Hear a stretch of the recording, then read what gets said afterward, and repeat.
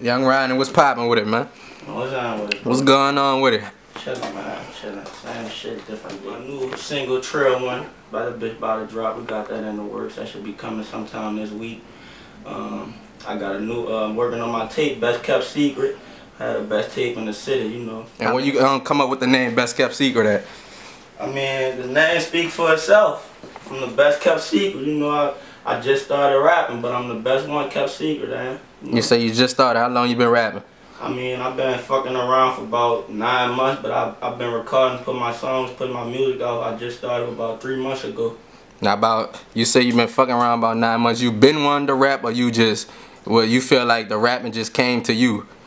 I've been wanting to rap, but I just used to play ball. Like, I used to be telling everybody used to laugh at me, all them niggas. I used to be telling them millions of all them niggas, I'm gonna get them niggas on the song with me, but I was balling. Them niggas was with the shit, but at the time I was really balling. I was playing travel ball, you know, every week and moving around, so I never really started rapping till about 3 months ago. I started really taking the shit serious. So when you started taking it serious, who influenced you to rap?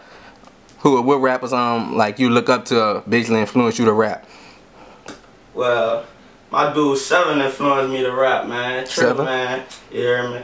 I got tired of hearing all these niggas just shit. Tired of other niggas shit. No message in their song, nigga don't have no point, nigga wasn't on topic. I'm like, I'm tired of hearing this shit. I'd rather listen to myself. But some niggas I look up to, Boosie, alright, dig. I look up to fucking Kiss, Wayne. You dig? Fab, Grace, real music. I like real music. You know, I like real music. Something that I could get a picture of when I'm listening to. I could imagine something. So you basically like the stories and basically all the realness of the music. What you think about the new rappers who coming out who what they call mumble rap? I like all that shit, man. I feel it's creativity. We all rapping, it's art. So everybody magnetic, everybody brilliant in their own way. So I don't knock them. I like that shit. I like to see them come up with all shit. You can't hate on it because it's just something different, something new. It's the new wave.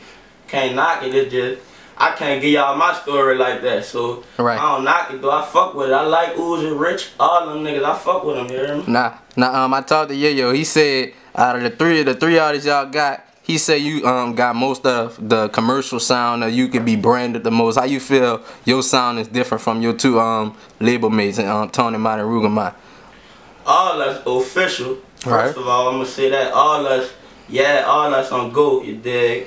We just got our own way of breaking it down. Like, you know, I feel like my voice just more raspy, so I don't use as much tune on my voice as Ruger or Tony might use. But at the same time, you know, them niggas giving it to you too. You hear me? They all the way raw too. You right? They yeah. You dig? What you feel? You talk about how you feel your voice more raspy. What you feel separates you from other rappers in New Orleans? Well, first of all, I'm in my own lane. You hear me? I'm in the left lane doing 110. You hear me? I'm flying past all these niggas, man.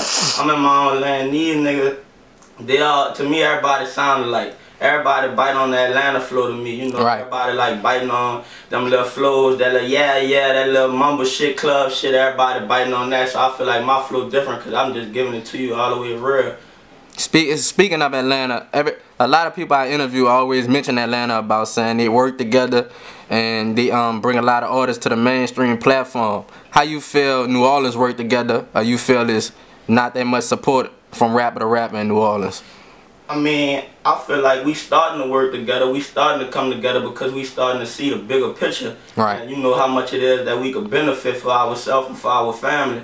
Now that, you know, all these rapper Atlanta people sticking together and we seeing how they could do that shit, and at the same time these niggas biting our culture. Right. All these niggas, not saying I ain't hating or nothing, but if you look at them, their videos, everything, they biting New Orleans flavor. They tying do-rags around that shit around their legs and shit out their pocket. That's us. We started all that Lil One. You heard me, wore it, all that's New Orleans. We originated that, you hear me? So we just gotta stick together and do our own shit, and they gonna feel us. We ain't gotta do no another nigga shit to make them feel us. Nigga gonna feel our G regardless. Now as a whole, why you feel it took so long for New Orleans to work together? Why you feel y'all couldn't do it quicker? New Orleans niggas so selfish, man. We ain't had no unity. New Orleans niggas like all for me type shit. Like, nigga want everything for them. Like, nigga don't be trying to help another nigga. Nigga don't want see another nigga doing better than them. But when you really run into a nigga that's like you, the same nigga as you, that want to see you do, the nigga want just like gonna see a nigga go far, then it's gonna bring good to you. And I think niggas starting to see that now. Everybody ain't out just to fuck over you. They got niggas that's really good for you and won't just see you win.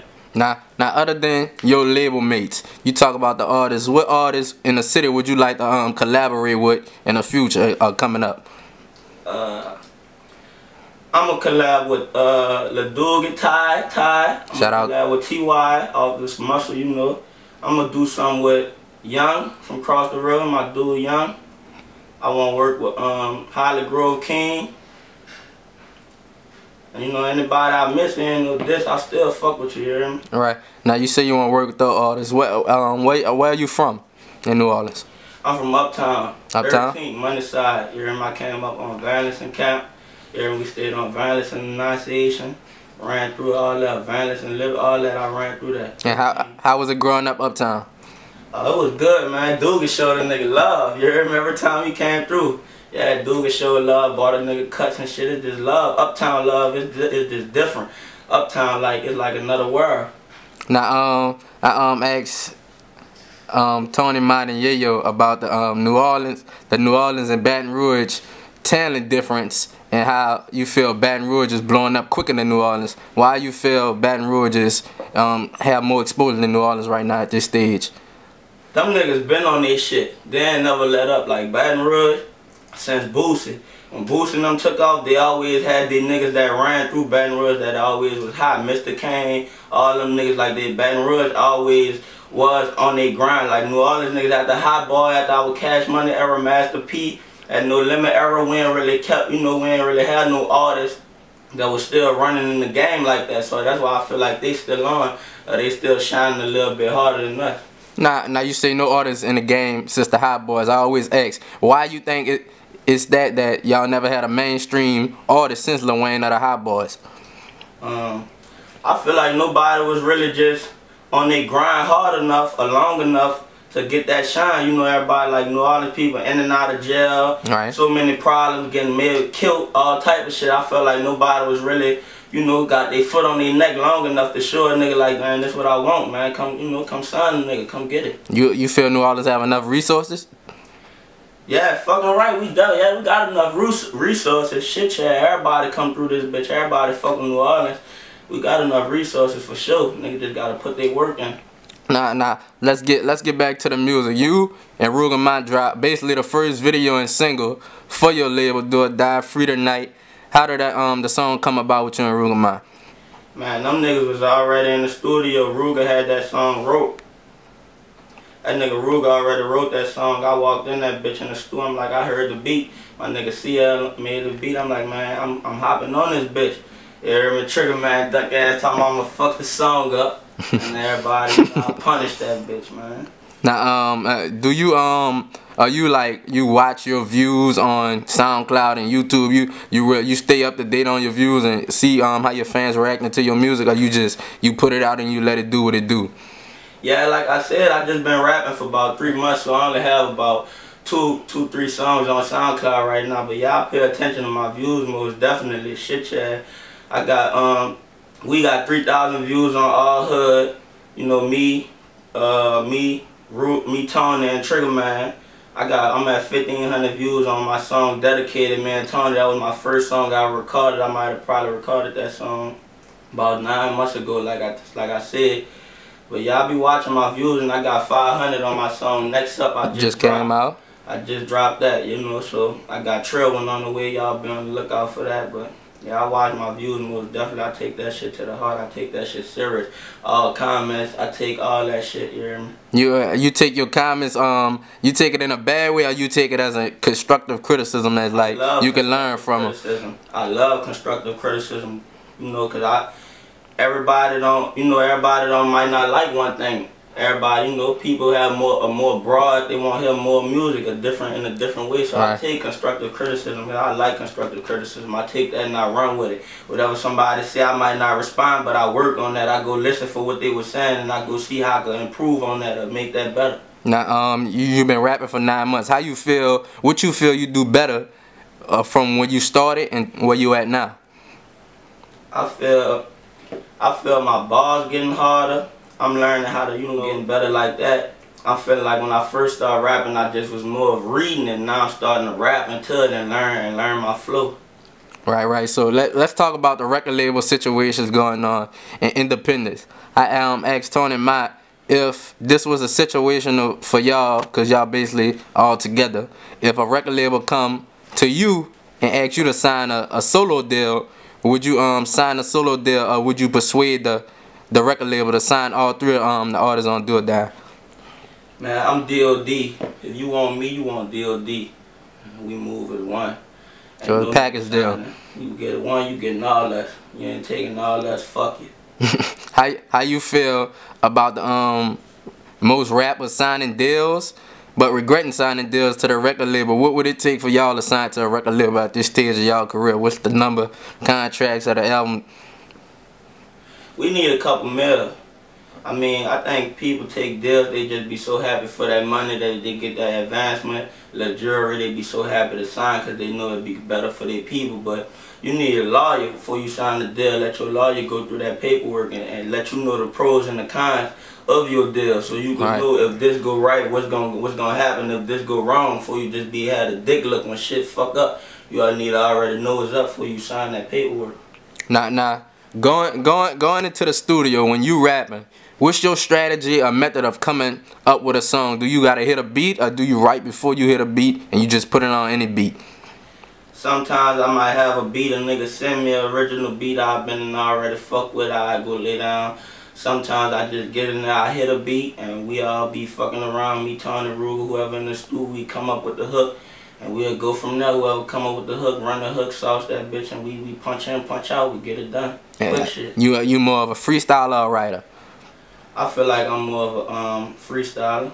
Freestyler. Why you feel you better at freestyling than writing? I mean, when you freestyling, feel like most of the time what you spitting comes from the heart. It just come to you. When you writing, you know you worry about being on topic, you know, being on your song, keeping everything together. But when you freestyling, it just feel like you just flowing, it's just going, everything coming out right. Now, in the studio, most rappers, I ain't gonna say all, but some have their preference of, they have the weed, I see you smoking, they got the lean drinkers, they got the junkies, and they just got the sober people. what category you in? Say no to drugs, kids. Tony told me you was a heavy lean drinker. Say no to drugs, kids. Man, I fucked the club last night on the drink, man. Ran to the interstate, man. Tripping. You know, I ain't sitting on the drugs. Drugs not good, man. What happened, man? What the situation was, man? What happened? It's like 3 in the morning. I'm on my way home, riding on the interstate. I'm nodding off. I feel myself nodding off, so I try to turn the music up loud as I could to try to stay woke. And I must have fell out. I just hit this loud ass noise. I'm crashed on the side of the interstate. I shook back, got the car, got home, man. Tripping. How was the experience for you? It was traumatizing. You feel you done with it? Are you gonna keep going? It fucked me up, man. It fucked me up for sure. I'm done. I'm gonna try to stop drinking this shit, man. I don't need this shit. Nah, well, how long have you been drinking? I've been drinking this shit sipping for years, man. I've been drinking this shit since probably I first ever had lean. I probably was in 7th grade. I got the shit at the barbershop. Damn. Here, line. I was fucked up, but I ain't never really was drinking it hard up. I started drinking the shit like 9th grade, 10th grade. I started drinking the shit like every other day. Now you know a lot of new rappers just they think this shit just cool, but they think it's just cool. We sip lean, we get famous, we sign a deal. What's the effects of the lean, man? Tell people who want to do lean think the shit cool. First of all, this shit not good for you at all. Shit fuck your liver up, kidneys. Shit ain't good for you, man. The side effects, you have the munchies. You feel you be relaxed for sure. You know, comfortable. Be maybe sleepy for first time drinkers. You gonna go straight to sleep first couple of times, but you know it's like an extra feeling. Once you drink, once you used to it, your body used to it. So that's why I drink. I don't drink because I just want the shit. you know, I drink because I be needing the shit. Like, people that really drink that shit, if you don't have that shit in so long, your body gonna be hurting your body. The relapse, huh? Your back to hurt, you'll have diarrhea. Like, it's really dope. It's liquid dope. That's what people don't know. It have opiate in that shit. People just drink that shit and don't know what they be getting themselves into. Have you ever tried to quit before? No, I ain't never tried to stop drinking lean. I stopped drinking weed for a while. I mean, I stopped drinking weed. Look, I'm high. I stopped smoking weed for a while. I stopped smoking for about a month. A month? That's it? What happened to you? I never stopped drinking lean. Fucking with this little hoe here, I was good. This hoe come over here with a big ass gun, man. I was fucking tripping, smoking. Big pressure, huh? Yeah, man. Bag smoking, tripping. Nah, tell the people basically how everybody linked up in a Do or Die Young World label and how the label came about. We linked up. I been fucking with Trigger, man. My dude, my day one, you hear me? So we been gang. Tone and Mott and Ruga, all them went to school together. They all went to Eastern together, so they been fucking with the music, just playing with it. They never really was taking it serious, really, but they had their Young World shit going on too. They was ball, they playing football on that field, you know, in the field, but on the field, you hear me? We right. Shit get real, you dig? Now, do you take the rapping full time, or is the rap a hobby to you? Cause some rappers just rap the rap. Nah, this full time grind for me. I ain't planning. I'm trying to get a bag out this shit. You know, put my mom on the hill somewhere. Full time, take this shit serious. So do you work at the moment? Any job? Clock? Or you don't push the clock? I ain't got no job. Don't get me wrong. I work a job though. Shit, they come with the right number, right payment. I go clock on somebody, clock, do my thing. You know, get that bag out of them. But as of not, no, I don't work. I'm working in the stew every other day. Now, doing music, you say you only got 3 songs out so far in 9 months. Why you got such a low inventory of music right now?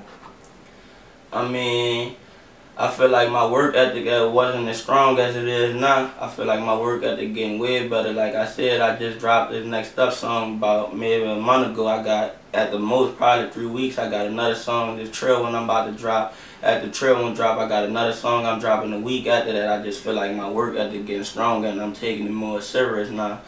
Maybe than I was then. I feel like it's not even taking it more serious because I was taking it serious then. I just feel like it's coming to me more. It was more hard for me. It was taking more time for me to complete something than it is now.